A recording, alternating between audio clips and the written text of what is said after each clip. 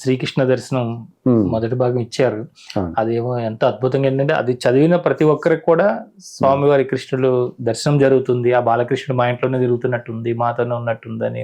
అవును. అంటే మీరు దర్శనం పొందడం కాకుండా చదివిన వాళ్ళకి కూడా దర్శనం జరుగుతుందని చెప్పి. అవునమ్మా, గురుగారు. అవును. చాలా మంది అయితే చెప్తున్నారు. అవును. అంటే ఆ గ్రంథం రిలీజ్ అయ్యి అందరి దగ్గరికి వెళ్ళిన తర్వాత మీ దగ్గరికి మళ్ళా కృష్ణుడు చేసినటువంటి చమత్కారాలు ఏంటి, ఆయన చేసిన లీలలు ఏంటి, మీరు అక్కడి నుంచి మళ్ళీ కృష్ణ దర్శనం కోసం ఎక్కడికైనా వెళ్ళారా? యాక్చువల్గా నేను కృష్ణుడి పుస్తకం రాస్తున్నప్పుడే ఆయన ఒక చిన్న పిల్లవాడిలాగా చుట్టూతో తిరుగుతూ చెప్తుండేవాడు, తీసుకెళ్ళిపోతుండేవాడు నన్ను గోకులంలోకి, బృందావనంలోకి వెళ్ళి పక్కన కూర్చొని అన్నీ అలా కనిపిస్తూ చెప్తుంటే రాశాను మొదటి కృష్ణ దర్శనం మొదటి భాగం. ఇప్పుడు రెండో భాగంలో కూడా ఇంకా లీలలు అన్నమాట. ఆయన ఇంకా ఇంకా ఇంకా ఇంకా చెప్తున్నవన్నీ కూడా చూపిస్తున్నవి. అప్పుడు జరిగిన ఎన్నో శ్రీ భగవంతుడి లీలలు ఎంతో ఆనందంగా ఉంటాయి. అండ్ మనకి తెలుసు కదా ఏంటి, గోకులంలో గోపికలందరూ కూడా మహర్షులే. ఆ స్వామి సాన్నిహిత్యం కోసం త్రేతాయుగంలో వాళ్ళని ఆ విధంగా అనుగ్రహిస్తాడు. మీరందరూ గోపికలాగే మహర్షులందరినీ కూడా. సో ఆ మహర్షులతో పాటే ఎంతో మంది మహనీయులు కూడా గోపికలుగా వచ్చి కృష్ణుడికి అతి సామీప్యంగా ఉంటూ ఆ ప్రేమతత్వాన్ని ఎంతో అనుభవించారనమాట ఆ స్వామితో. అలా అనుభవించినప్పుడు వీళ్ళందరికీ ఆనందం కలిగజేసినప్పుడు ఆయన ఏంటంటే గోకులంలోనూ అక్కడ బృందావనంలో ఉన్నంతకాలం అసలు ప్రేమతత్వం అనేది లోకానికి ఏమిటి అని మనందరికీ అర్థమయ్యేలాగా ప్రతి వారికి ఆ ప్రేమని విశేషంగా పంచుతాడు ఆయన. అటువంటి సంఘటనలు ఎన్నో నాకు ఆయన దర్శింపజేస్తున్నాడు. అవన్నీ ఇప్పుడు ఆ రెండో భాగంలో కూడా కొన్ని రాస్తున్నా నేను. ఇంకొక విశేషం ఏంటంటే ఈ మధ్యకాలంలో నేను ఒక 20 రోజుల క్రితమే నేను ఉడిపి వెళ్ళాను. ఉడిపి వెళ్ళి శ్రీకృష్ణుడు దర్శనం చేసుకున్నాను. మనకి తెలుసు కదా, ఉడిపిలో కృష్ణుడు ఇట మనం కిటికీలోంచి చూస్తాం, ఇటు తిరిగి ఉంటాడు కనకదాస్ కోసం అని చెప్పేసి.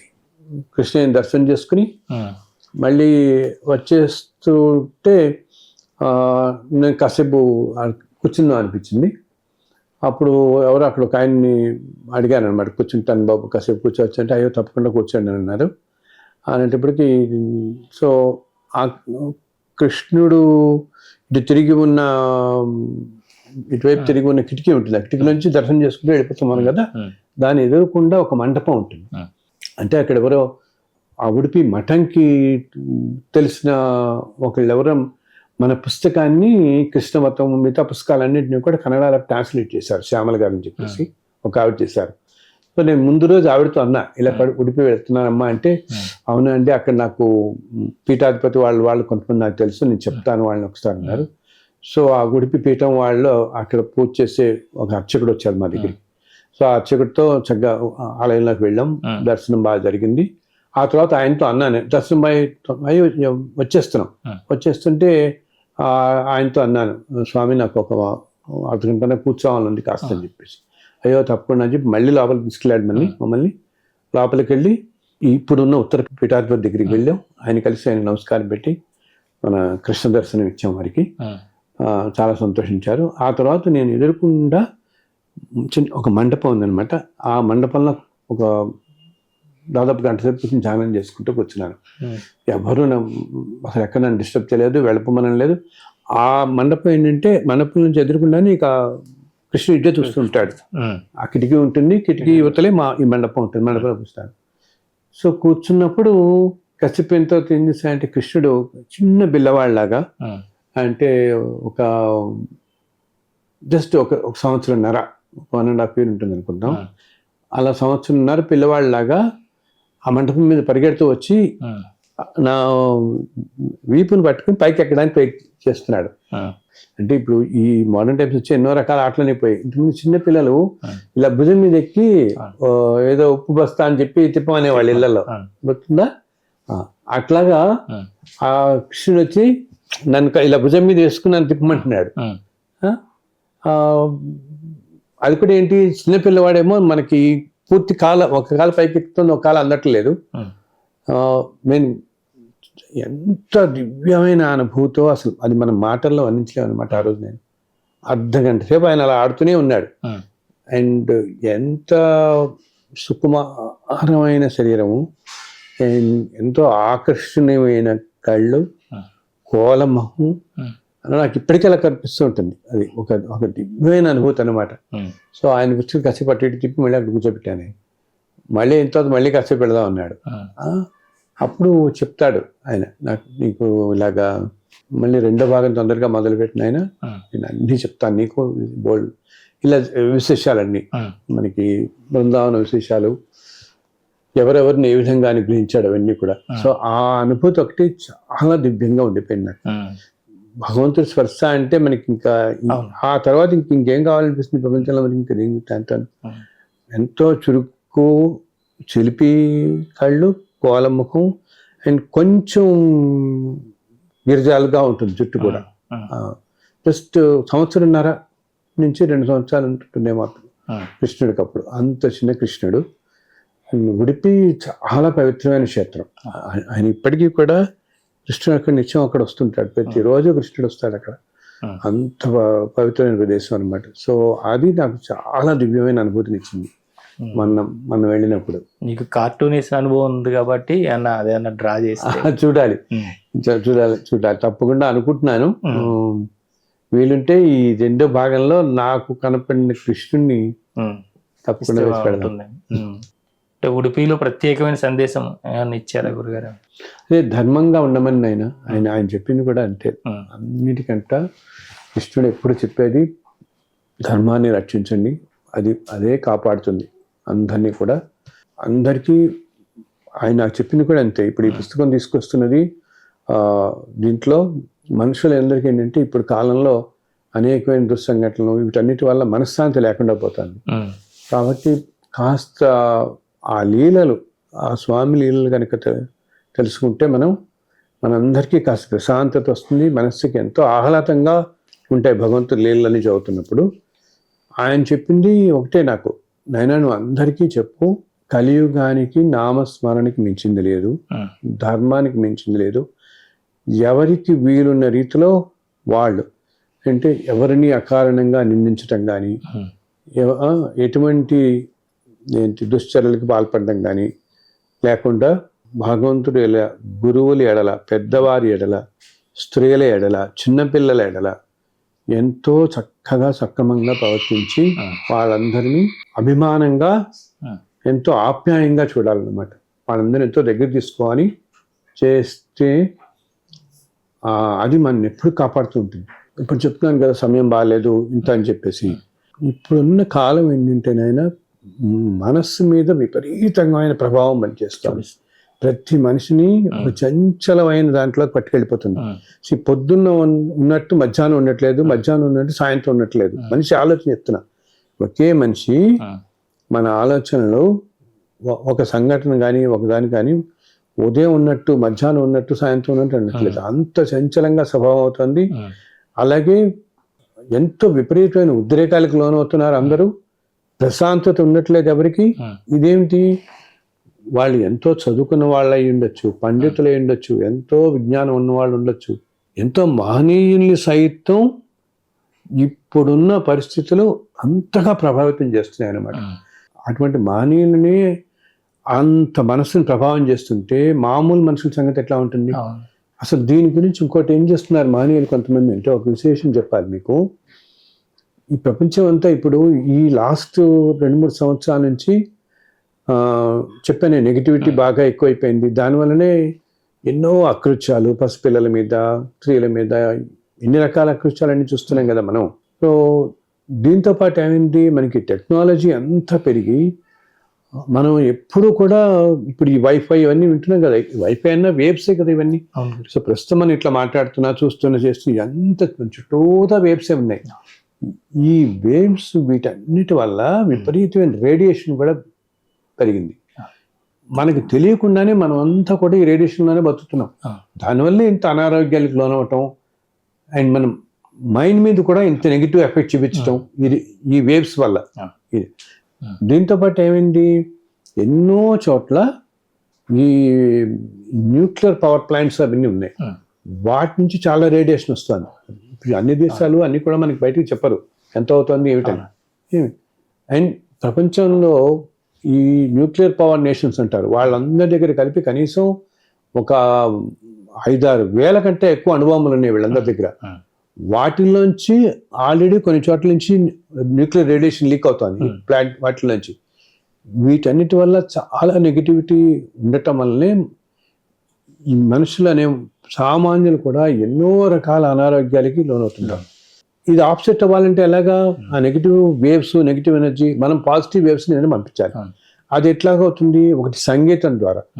నువ్వు సంగీతంలో కొన్ని రాగాల వల్ల మహనీయులైనటువంటి వాళ్ళు సంగీతం కీర్తనలు పాడినప్పుడు వచ్చే వేవ్స్ ఉంటే చూసావు, కొన్ని గొప్ప రాగాల వల్ల వచ్చే ఆ వేవ్స్ వల్ల ఇది కొంచెం ఈ నెగిటివిటీ తగ్గుతుంది, రేడియేషన్ ఎఫెక్ట్స్ ఇవన్నీ. అందుకని మన వాళ్ళు చెప్తారు, పాత రోజుల్లో మహానుభావులైన వాళ్ళు ఎంతో పెద్ద కచేరీలు ఏర్పాటు చేసేవాళ్ళు. ఆ కచేరీల వల్ల ఏంటంటే ఆ మహనీయుల నుంచి వచ్చే ఆ శబ్ద తరంగాలకి బ్రహ్మాండమైన శక్తి ఉండేది. అసలు ఆ రోజుల్లో ఏంటంటే ప్రతి సంవత్సరం కూడా పెద్ద ఎత్తున కచేరీలు ఏర్పాటు చేసేవాళ్ళు. ఇప్పుడు ఏమవుతుంది, ఇంత రేడియేషన్, ఇంత నెగిటివిటీ రావటం వల్ల దానివల్ల నేచర్ కూడా డిస్టర్బ్ అవటంతో ఈ వేవ్స్, ఇప్పుడు సముద్రాలన్నీ ప్రకృతి వైపరీత్యాలు వస్తున్నాయి. ఆ ఎనర్జీ వల్ల భూమి లోపల పర్లన్నీ డిస్టర్బ్ అవడంతో మన భూకంపాలు అవంతా కూడా ఎనర్జీ రిలీజ్ అవుతుంది. భూకంపం అన్నప్పుడు ఎనర్జీ రిలీజ్ అవుతుంది. ఇవి ఇంకా చాలా రాబోతాయి పెద్ద ఎత్తున అన్నమాట. ఇప్పుడు హిమాలయ రీజియన్లో కింద ప్లేట్స్ అన్ని ఇలా కదులుతున్నాయి. అది కనుక ఏదైనా కొంచెం పొరపాటున అంటే ఏదైనా జరిగితే ఇంకా కొన్ని లక్షలు, కొన్ని కోట్ల ప్రజా నష్టం జరుగుతుంది. ఇవన్నీ జరగకుండా ఉండడం కోసం కొంతమంది మహనీయులు ఒక విశేషమైనది చెప్తున్నారు. మనకి కనపడుతుంది ఇప్పుడు ఈ సూర్యచంద్రులు, ఈ గ్రహాలు, ఈ వ్యవస్థ పాటే అసలు ఈ సృష్టిలో ఎన్నో గెలాక్సీస్ ఉన్నాయి. ఈ విశ్వంలో మన కంటికి కనపడనివి, మనకి తెలియనివి. మనం మామూలుగా ఈ లోకాలు ఉన్నాయి, 14 లోకాలు ఇవన్నీ వింటామే. ఇలా ఎన్నెన్నో గెలాక్సీస్ ఉన్నాయి. వాటిల్లో అన్నిటిలో విపరీతమైన శక్తి దాగుంది అనమాట. సో ఈ మహనీయులు మన మధ్య ఇప్పటికీ ఉన్న మహనీయులు కొంతమంది, వారు ఏం చేస్తున్నారంటే ధ్యానంతో, తపస్సుతోటి ఆ గెలాక్సీస్ నుంచి ఎనర్జీని ఇక్కడ తీసుకుంటున్నారు. ఈ భూమి మీదకి వారు గ్రహించి ఈ చుట్టుపక్కల అన్నిటి స్ప్రెడ్ చేస్తున్నారు, వాళ్ళు ప్రసరింపజేస్తున్నారు. దానివల్ల మనందరం ఈ మాత్రం క్షేమంగా ఉన్నాం. ముఖ్యంగా భారతదేశం ఈ మాత్రం కాపాడబడుతోంది అంటే ఆ మహనీయులందరి విశిష్టమైనటువంటి ఎంతో విశేషమైన క్వశ్చన్. అటువంటి వారు నేను ఇంతమంది చేసిన కార్యక్రమాలు మనం చెప్పుకున్నాను. 400 మంది ప్రస్తుతం ఈ భూమి మీదే ఉన్నారు, రకరకాల ప్రదేశాలు. వారు ఏంటంటే ఇప్పుడు ఇంత రేడియేషన్ని తగ్గించాలి. ఈ అణుధార్మిక శక్తి అంటామే, ఇటువంటి రేడియేషన్ అన్ని తగ్గించడం వల్ల మన వాళ్ళు ఇప్పుడు మామూలుగా వాళ్ళకి అర్థమయ్యేలా చెప్పాలంటే, ఇంతమంది మైక్రోవేవ్ టవర్స్ అన్నీ పెట్టేవాళ్ళు. ఆ టవర్స్ ఉన్న చోట్ల కొన్ని చోట్ల చాలా మంది తర్వాత తెలిసింది ఆ చుట్టుపక్కల బిల్డింగ్లలో కొంతమంది క్యాన్సర్స్ వచ్చాయని విన్నాం కదా మనం. ఇప్పుడు ఎవరు పెట్టినట్లే కమ్యూనిటీస్లో అసలు. కానీ ఈ 5-6 సంవత్సరాల్లో ఇంకా ఎన్ని కోట్లు వచ్చేసాయి, మొబైల్ ఫోన్స్ ఎన్ని వచ్చేసాయి. ఎక్కడ పోయినా ఇదే కదా, సెల్ టవర్ పెట్టకపోయినా మొబైల్ అయితే కావాలి, మొబైల్ నెట్వర్క్ మొబైల్ కావాలి. సో ఎంతో రేడియేషన్లోకి వెళ్ళిపోయి మనం. అండ్ ఇంకా ఎన్నో రకాలుగా ఈ రేడియేషన్ రావటంతో దీన్ని ఆఫ్సెట్ చేయటం కోసమని ఈ మహర్షులు, ఈ మహనీయులు ఆ గెలాక్సీస్ నుంచి, అంటే అసలు మనకి కంటి కూడా మనం చూడలేం అంత దూరంలో ఉన్నటువంటి ఆ గ్రహమండలాల నుంచి ఆ శక్తిని వాళ్ళు తీసుకుని, ఆ శక్తిని గ్రహించి ఆ తరంగాలని వాళ్ళు ఇక్కడ ప్రసరింపజేస్తున్నారు. కొన్ని 100 కిలోమీటర్ల అక్కడితో ప్రజలందరూ క్షేమంతంగా ఈ మాత్రం ఉంటున్నారు అనమాట. అది అటువంటి చేస్తున్న మహనీయులు ఇప్పటికీ మనం వచ్చిన్నారు. మనకి వాళ్ళు కనపడపోవచ్చు, వాళ్ళని మనం దర్శించుకోలేకపోవచ్చు, బట్ రోజు ఉదయం ఒక్కసారి వాళ్ళందరికీ నమస్కారం పెట్టుకోవాలి. ఈ విశ్వాన్ని ఇలా మన భూమిని మనందరినీ ప్రజల్ని ఇలా కాపాడుతున్నందుకు ఒక్కసారి వారికి నమస్కారం పెట్టుకోవాలి. అవును. మన మధ్యనే ఉంటారు వారు నిగూఢమై ఉంటారన్నమాట. ప్రతి మనిషికి ఉండాల్సిన సహజ లక్షణమే ప్రేమతత్వం ఉండాలి మనుషుల్లో. దయా కరుణ అనేవి చాలా మనకి ఎంతో మహనీయులు. ఇప్పుడు జిల్లెని కూడా అమ్మ ఉండేది, ఆవిడ ఎప్పుడు ఇదే చెప్పేది. ఈ మహనీయులంతా, ఒక రమణ మహర్షి కానీ ఈ మహనీయులంతా చెప్పింది అంతే, దయా కరుణ ఇవి చూపించారు. చంద్రశేఖర సరస్వతి, కంచి మహాస్వామి వారు, మహానుభావులు మహాతార్ బాబాజీ కానీ, మహాత్రయలింగ స్వామి, వాళ్ళందరూ మనకి ఆ కరుణ దయ అవే చూపించారు. ఇవి చూపించాను ఎన్నో రకాలుగా. అది ఎవరికి మనకి వీలున్నంత రీతిలో మనం ప్రవర్తిస్తూ ఉంటే అది మననే రక్షిస్తుంది, మనకే మంచిది. మనకి మంచిది. ఎప్పుడు కూడా ఆ మహనీయులు చెప్పిన మార్గాలు అనేవి ఎంతో అనుసరించదగినవి. అదేంటంటే ఏదో వాళ్ళు మనని ఉద్ధరించడం కోసమే ఈ భూమి మీదకి వచ్చి మంచి చెప్పి మనందరినీ మంచి మార్గంలో, ప్రజలందరూ మంచి మార్గంలో ఉండటమే కదా వాళ్ళకి కావాల్సింది. సమాజం బాగుండాలి, దానికోసం చెప్తున్నారు. సో మనం మన యొక్క ఇంతకుముందు ప్రారంభ కర్మల వలన ఇప్పుడు ఏదో వృత్తిలో ఉండొచ్చు, ఏదో ఉద్యోగం చేసుకుంటూ, ఒకళ్ళ డబ్బున్న వాళ్ళు, ఒకళ్ళు డబ్బు లేని వాళ్ళు, ఒకళ్ళ ఆడ మగ, ఈ దేశం ఆ దేశం, ఎక్కడ ఏ విధంగా మన జీవితం సాగుతున్నప్పటికీ, బికాజ్ ఈ జన్మలో మనం పడాల్సిన కర్మలు ఏవో పడడం కోసం మనం ఈ జన్మ తీసుకుంటాం కదా. ఈ విధంగా సాగుతున్నప్పటికీ కూడా ఈ ధర్మం పట్టుకోవడం మాత్రం విషయం మర్చిపోకుండా ఉంటే ఈ జన్మలో కూడా మనం కష్టాలు పడకుండా ఉంటాం. ఇప్పుడు ఇలా పరిస్థితి సరిగా లేనప్పుడు కష్టపడకుండా ఉంటాము. భగవంతుడు మనకి ఏం చేస్తాడు, ఆయన అనుగ్రహం ఇస్తాడు, అండ్ మనకి ఒక మంచి గురువుని ప్రసాదిస్తాడు. ఆయన తప్పకుండా గురువు దగ్గరికి మనం తీసుకెళ్తాడు అనమాట ఎప్పుడు కూడా. అవును. అంటే మీరు ఉడిపి ఇంతకు ముందు వెళ్ళారా గురు? ఇదే ఫస్ట్ టైం నేను ఉంటాను. అంటే శ్రీకృష్ణ దర్శనం మీరు రాయడము, లేదంటే ఉడిపి వెళ్ళడము, ఈ రెండింటికి మధ్యలో ఏమైనా కనెక్షన్ ఉందంటారా? ఆయన పిలిపించుకోవడం అనేది? అంటే ఆయన పిలిపించుకున్నాడు. శ్రీకృష్ణ దర్శనం మొదటిది ఎప్పుడైతే రాశాను, నేను అంతకుముందే కొన్ని కృష్ణాలయాలకు నేను వెళ్ళాను అనుకోకుండా. అండ్ కృష్ణుడు ఎన్నో రూపాల్లో మా ఇంటికి వస్తూనే ఉన్నాడు, చూస్తున్నా నేను ఈ సంవత్సరం నుంచి కూడా. సో మొన్న ఉడిపి కూడా దర్శనం వెళ్ళి ఆయనే చక్కగా వచ్చి చుట్టూ తిరుగుతూ పాడుకున్నాడు. అంటే ముందుగా ఆయన గురించి చెప్పించి తర్వాత మిమ్మల్ని తీసుకెళ్లారు. అంటే శ్రీకృష్ణ దర్శనం చేసేటప్పుడు మీరు ఇంతకుముందు చెప్పారు గురు, ద్వాపర యుగంలో కృష్ణుడితో పాటు ఉన్న వాళ్ళు ఇప్పుడు కూడా జన్మించి ఉన్నారు. అవును. అంటే మీరు ఈ కృష్ణ దర్శనం రాసిన తర్వాత అలాంటి వాళ్ళు ఎవరైనా మీకు వచ్చి కలవడం కానీ జరిగిందా? ఇంతకుముందు నుంచి కూడా ద్వాపర యుగంలో కృష్ణుడితో ఉన్న వాళ్ళు కొంతమంది కలుస్తూనే ఉన్నారు. కృష్ణుడితో ఉన్న వాళ్ళు కలుస్తున్నారు. కృష్ణుడు ఉన్న టైంలో ఆయనకి సాన్నిహిత్యంగా ఉన్న గోపికలుగా ఉన్న వాళ్ళు ఇప్పుడు కొంతమంది స్త్రీల్లో ఉన్నారు, కొంతమంది పురుషుల్లో ఉన్నారు. వాళ్ళు వచ్చి ఇక్కడ కలుస్తున్నారు. నన్ను చక్కగా కలిసి వాళ్ళకి ఏమంటాం అపారమైన కృష్ణ భక్తితో ఉన్న వాళ్ళని నేను చూస్తున్నాను. వాళ్ళలో కొంతమంది ఏ దేవత మీద ఏ భక్తి కలిగినా వాళ్ళకి ద్వాపర యుగంలో కృష్ణుడితో చాలా సాన్నిహిత్యం ఉన్నవాళ్ళు ఇప్పుడు మళ్ళీ మన మధ్య జన్మించిన వాళ్ళని నేను చూస్తున్నాను. నన్ను కలిసారు కూడా చాలా మంది.